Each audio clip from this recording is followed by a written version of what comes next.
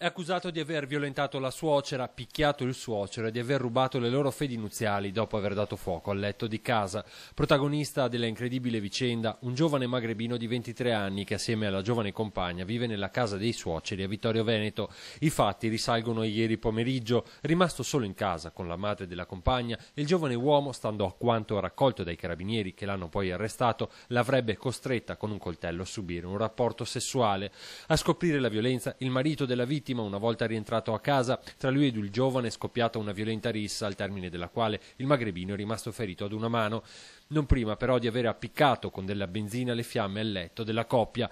In ospedale per farsi medicare, il 23enne è stato raggiunto dai carabinieri, nel frattempo avvisati dalla donna. Per lui sono scattate le manette con l'accusa di violenza sessuale, resistenza a pubblico ufficiale e rapina. Dall'abitazione infatti sarebbero sparite anche 2 fedi nuziali. Il giovane ora si trova in carcere, ma la versione del lui sostenuta è completamente differente. Il rapporto con la suocera sarebbe infatti stato consenziente, come dimostrerebbero le mutandine di reggiseno ritrovati slacciati e non strappati.